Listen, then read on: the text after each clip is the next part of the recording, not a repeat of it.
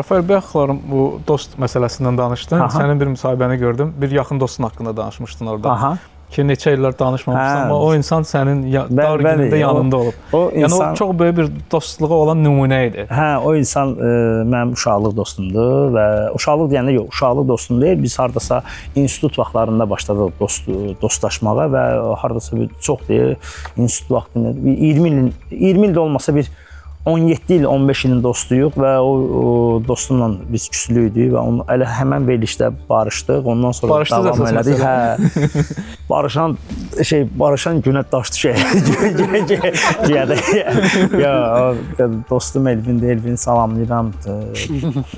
Uşaqlıq dostlarım çoxdur. Turaldır, Amaldır. Onlar mənim uşaqlıq dostlarımdır. Onları salamlayıram.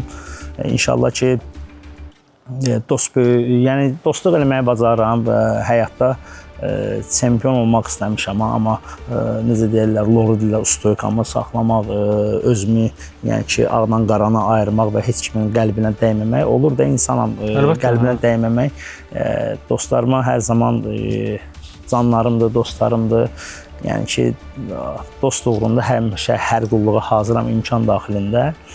Hamısına can sağlar. Ona görə də hamıya da elə bir dost arzulayırıq. Hamına da elə bir dost olsun ki, sən o nümunə gətirəndə baxırsan, deyirsən ki, adam deyir, mən danışmıram ondan, amma adam yanımdadır. Yəni danışmırlar, amma yanındadır. Pis günündə də, yaxşı günündə də.